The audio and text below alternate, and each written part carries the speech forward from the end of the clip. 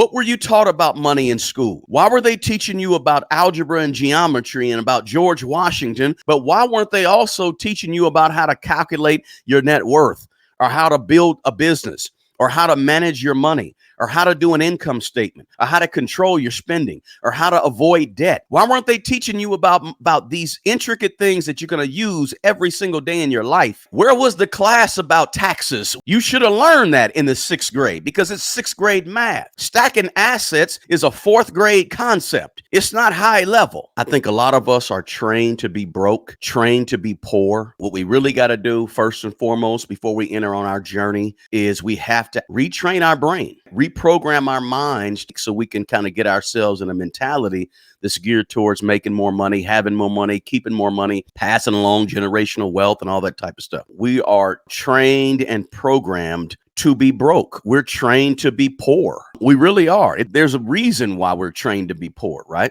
It's not just happenstance. Oh, we just happen. We're trained to be poor, right? Listen, there's 300 something million people in America, I believe, right? What is the stat up to? There's 300 something people in America, right? How do you control 300 something people who have a constitution where they have freedoms in those constitutions, right? In their constitution, right? 26 amendments. How many amendments are there, right? So how do you control a population like that? Well, one of the ways you control a population is you dumb down the population. You purposely dumb down the people. You dumb down the people, and so since you dumb down the people, what happens is the people now are easier to control, right? I mean, I'm not a big conspiracy theorist person, but let's just be honest. I mean, if you have if you can make kind of people's minds numb, way easier to control them. So, I want to have this conversation, but I don't really want to offend you. If you ever want to get to the point where you start building wealth, you have to go against that training. You got to go against what you was taught from 0 to 20 for many of us. Not everybody, but many of us. Listen, you have to understand there's plenty of stuff on this planet for all of us to have what we want to have and what we need to have, right? You have to kind of go against some of the mindset that has been ingrained in all of us that are at least raised and born in America.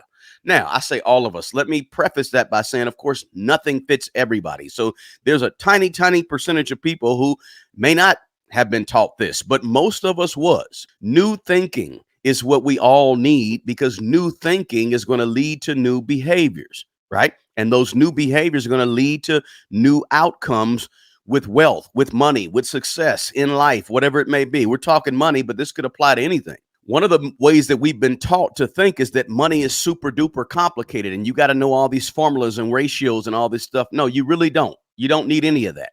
We think that you do.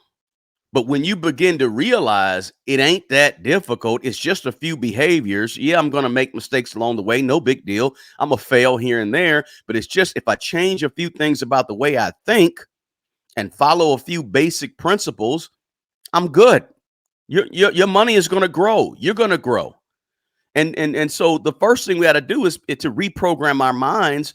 Is we have to demystify this idea that money is some type of complicated thing.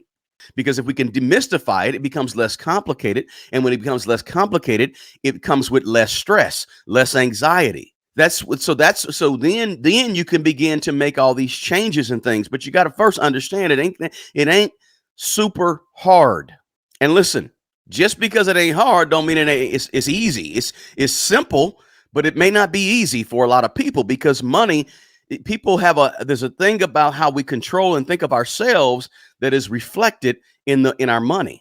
But because most people's situation, think about your situation with money right now. Now, listen, all of us are at a different place when it comes to money. Everybody is. We're all at different levels of how we think, what we were taught, all this good stuff. But if you sit and just think for a second of where you are with money right now at this point in your life, it's based on, or it's a direct reflection of what you thought about money and how you thought about the things that you can have or buy with money, and how much it's all about how you thought. Again, so if you want new outcomes, you got to have new thinking, but you got to be careful about what you listen to, right? Because everything you listen to does not have you at its best interest in mind. There's a lot of things you listen to that they only want your money. And if we're not thinking clearly about money, we get roped right into those schemes and you name it, scam schemes, gurus, whatever you want to call it. We get roped right in. So you got to sort of listen, the same thinking that gets you roped into, scams and podcasts that are not in your best interest, that are teaching you things that are wrong. That's the same mentality that makes them put candy bars at the front of the grocery store. Because these impulse buys, people, they study you and they play on your desire to get rich fast. They play on your desire to impulse think. They play on your desire to be a bad thinker. And if they can play on your desire to be a bad thinker, they can get you to spend your money on things that you probably shouldn't be spending your money on. They can get you to mishandle your money. But all of this reprogramming of your mind is important so that you can change the way you think about money, so you can develop, your own personal philosophy about money. Listen, I'm convinced, I'm really convinced that if you can become a nurse, or you can become an auto mechanic, or you can become a chef or a plumber, or you can become, it doesn't matter what you become. If you can become something in your career, then I don't care if it's a warehouse worker, right? Doesn't matter. If you can learn to do those things, and you can learn to be better at money if you just reprogram the way you think about it. Okay? So that means don't think the same way you've always thought, right? Being better with money is really a learned behavior. And we've been taught to do the opposite of that learned behavior of being better with money. We've been trained to be broke. Yes, there's inequality in the world. Nothing we can do about it, right? Do we have inflation? Yeah, there's inflation. Nothing we could do about it, right? Some people don't like capitalism. Okay, we got capitalism in lots of places of the world, right? We got elected officials that are running countries and running systems that don't have your best. Yes, we get all that, right? We can't do anything about all that. So a lot of us, what happens in our mind is the first place when we think about our money is the first place we go in our mind is to things that we can't do anything about, because that's easy, right? It's easy to say it's the government, it's capitalism, it's women's rights, it's racism, it's easy to go there, because as soon as you go there, you don't have to go to the mirror. As soon as we go to everything else and the blame game, we've been sort of, in some instances, not everybody, but there's some places in our society where we've been trained to automatically look at the thing that's outside of ourselves to change our money, or for the responsibility of what our money is. And our minds get stuck on things that we have no control over, instead of getting our minds stuck on things that we can control. If that is you, and you get your mind focused on things outside of you when it comes to your personal finances, then we got to retrain the way we think about that. The mind is everything when it comes to your money. And the thing that hurts a lot of people when it comes to being better with their money is that the first place they want to go is not necessarily here. The first place they want to go if they want more money is, I got to get some extra hours at the job, or I got to get a side hustle, or I got to invest money to make money, right? Instead of slowing down and saying, okay, how can I think differently so I can behave different, so I can have different outcomes? How are we trained to be broke? And how can we reprogram our mind? That's what we want to focus on. How about the educational system? What were you taught about money in school? Why were they teaching you about algebra and geometry and about George Washington, nothing is wrong with algebra and geometry and George Washington. Those are okay subjects. I have no issues with those subjects. But why weren't they also teaching you about how to calculate your net worth, or how to build a business, or how to manage your money, or how to do an income statement, or how to actually focus on having a balance sheet, or how to control your spending, or how to avoid debt, or how to stack assets instead of stacking liabilities, right? Why weren't you taught all that in the education system that you went to, public or private, as regular curriculum? I don't mean as a one-off project you do once a year. I don't mean as a one-off elective that you take as a 12th grader, right? I'm talking about from day one, third grade, second grade, you can learn this stuff. Why weren't they teaching you about these intricate things that you're going to use every single day in your life, right? Where was the class about taxes when you was in the ninth grade? You should have learned that in the sixth grade because it's sixth grade math. Stacking assets is a fourth grade concept. It's not high level, but you weren't taught that. There's a reason the education system didn't teach you that, right? Think about the education that schools gave you and tell me if they prepared you how to handle your money and how to grow your money and how to build wealth. And they all use money every day. Every teacher you had and every building you ever stepped in used money every day. 30 or 40 or 50 or 60% of them had a house they owned. Why didn't they teach you about mortgages and about interest rates and about return on investment or about how to have house insurance? These are basic things. If you didn't have an insurance class before you were in the ninth grade, there's a reason you didn't have that insurance class. We all got to have insurance, whether it's health, life, car, renters, whatever it is. Why they didn't teach you about insurance when you was in the fifth, sixth, seventh grade? They don't teach this stuff. There's a reason they don't teach this stuff, because you are being trained to be broke. You're not being trained to be wealthy or to be rich. And that's why the mentality to be wealthy and rich is so difficult for many people. It's difficult because you haven't been conditioned, right? Think about, they don't teach a lot of stuff in schools, right? How to eat properly, how to manage your time, right? How to defend yourself, right? How to build a business, like I said, how to choose a career, how to figure out, what is your gift, your purpose. You're not taught any of that stuff. And those are the things that really matter in life. We're taught in schools to fit in to the machine, the cog, the machine called America and keeping America afloat. We're programmed through education to be poor, to be dependent, to not be wealthy, to not be rich.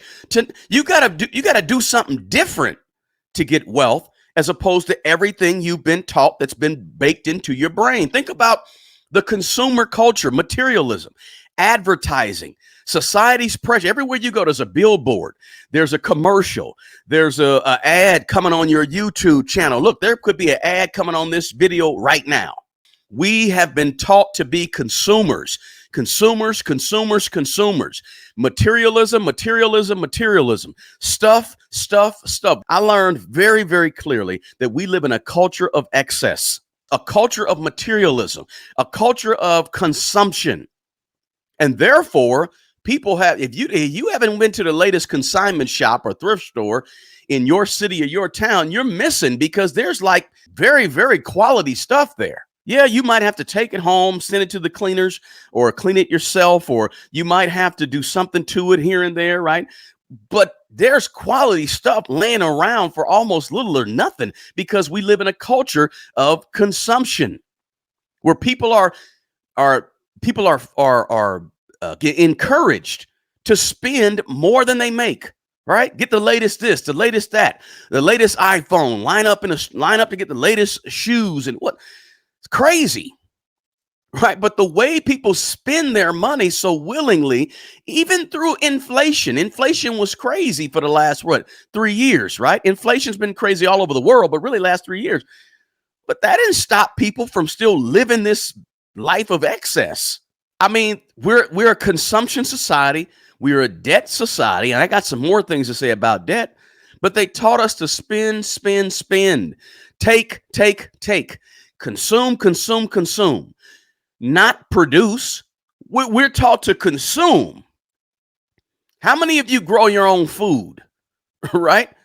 We're taught to spend and consume to keep the machine running. Again, I'm not a big conspiracy person. I'm just telling you what I've observed about how we've been trained to be broke and how we have to reprogram our mind if we want to be wealthy. Most of us, we're oftentimes taught that rich is bad.